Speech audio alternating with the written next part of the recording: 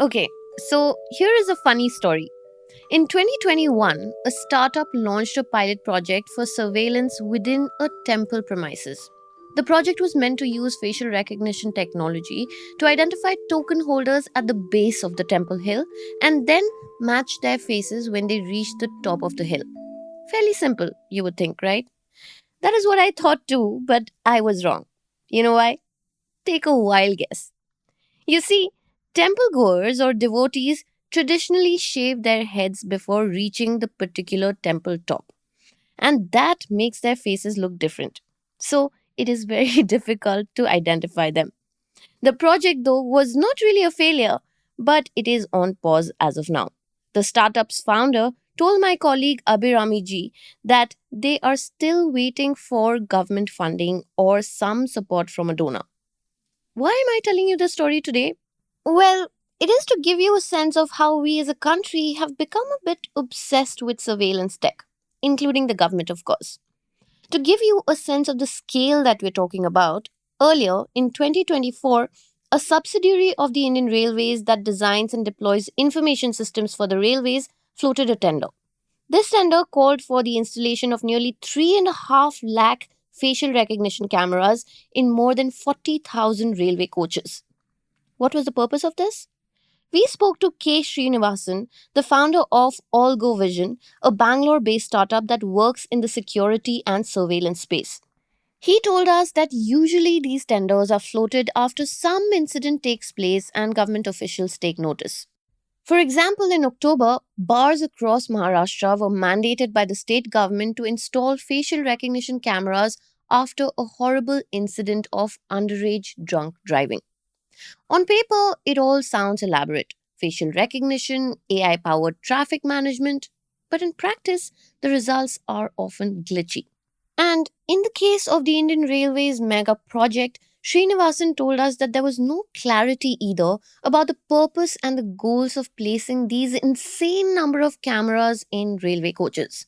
I'm not even going to get into how dystopian all of it is. We'll save it for another day. But here's the thing. Government contracts are big and flashy, the kind of deals that, look good on a startup's pitch deck. But they are also a logistical nightmare. This is exactly where the private sector steps in.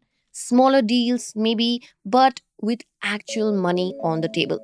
But this divide between public and private contracts is forcing India's surveillance startups to do a fair bit of monkey balancing. Welcome to Daybreak, a business podcast from the Ken. I'm your host Nigdha Sharma, and I don't chase the news cycle. Instead, every day of the week, my colleague Rahel Philippos and I will come to you with one business story that is worth understanding and worth your time. Today is Monday, the 16th of December.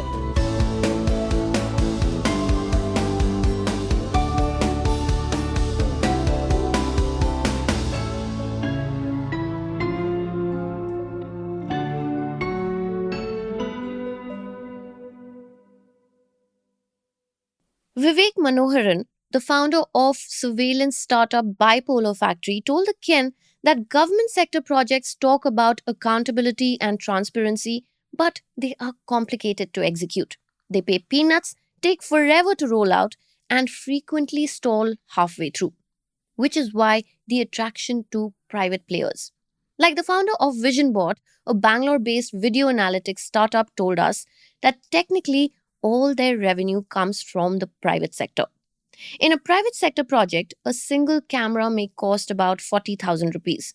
But according to Srinivasan, a similar project for the public sector may involve cameras that cost only 10,000. These costs include not just the price of the camera, but also the software built in by the provider. Because, and we all know this, the most important thing for government is to keep the costs low. So it will just appoint the bidder that quotes the lowest price. Which explains why most of the public sector projects don't even move beyond the pilot stage, like the temple story I told you earlier. In fact, many of these projects are either done pro bono or for a token amount. A surveillance startup founder told Abhirami, my colleague, that they've done quite a few pilots for various cities and state departments, and only one or two of these were paid, and the amount was nominal. And most often, government contracts are taken by industry giants like Infosys, Geo, and Larsen and Toubro or L&T. These big companies act as system integrators. VisionBot's founder told us, explaining how it is only from here that reverse bidding is done. That is basically when smaller vendors are brought in for specific roles like camera production, tech management, cable laying, implementation, and so on. And in this process, the startup that wins the bid ends up losing margins. Plus, government clients aren't exactly easy to work with either. For example, the founder of an AI surveillance company told us how a smart cities project that their company worked with was not happy with their work because there was an internet connectivity issue at their end. But they were the ones who were asked to improve the speed of their AI so this issue could be fixed. And with the lowest bidder winning the deal, it is harder to do a fair job of implementing a camera system that works well and meets standards. Now, typically, software costs less than 10% of the total contract value, since once it's built, it can be replicated for multiple clients at a low cost. And this is where they make their largest margins. Cameras form about 30% of the cost, with the rest going into implementation. It is easier to cut corners here and provide substandard service in the interest of saving money, since camera and implementation costs are highly variable depending on the quality of the work. Next comes the critical issue of maintenance. Vivek Manoharan, the founder of the surveillance startup Bipolar Factory, explained it to us. He said many of the cameras that governments enthusiastically install end up getting neglected because the software of these cameras needs to be trained on new data sets every few months to keep them up to date. They include a 10% maintenance charge in the budget for this. But government officials do not see the point of this, since they see maintenance as a thing done to physical components and not to the software. In the next segment, I'll tell you why these startups prefer private players. Private sector clients are much more understanding with the kind of constraints that limit surveillance projects, like the nature of the technology being used and what can be realistically achieved. They are also willing to pay more where it counts. Camera quality, for example, is a big consideration for private companies.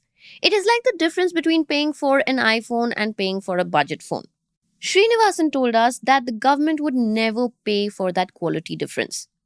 Most importantly, private sector companies have a clearer vision of what they want to achieve. But despite this perception that government tenders are tough to bid for and the process is long and complicated, the private sector is no less.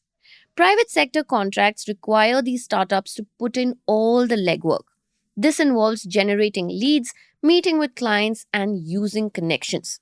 Plus, in government contracts, big companies or system integrators like L&T and Infosys do the heavy lifting, navigating numerous hurdles and convincing government officials to adopt realistic, effective solutions. Private contracts, on the other hand, require surveillance companies to take on all the work themselves. But private projects are usually smaller. VisionBot's founder told the Ken that in his experience, contracts floated by private companies are purely need based and are not fully transparent in their aims and scope. Plus, if management changes, the project is likely to be put in cold storage.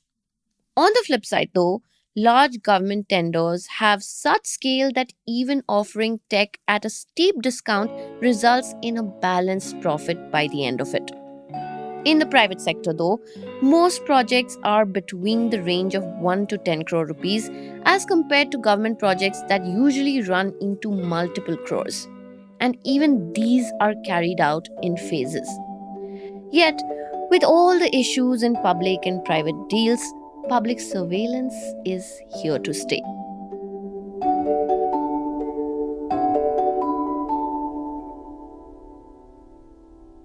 Daybreak is produced from the newsroom of the Ken, India's first subscriber-focused business news platform. What you're listening to is just a small sample of our subscriber-only offerings. A full subscription unlocks daily long-form feature stories, newsletters, and podcast extras. To subscribe, head to theken.com and click on the red subscribe button on top of the Ken website. Today's episode was hosted by Snigdha Sharma and edited by Rajiv CN.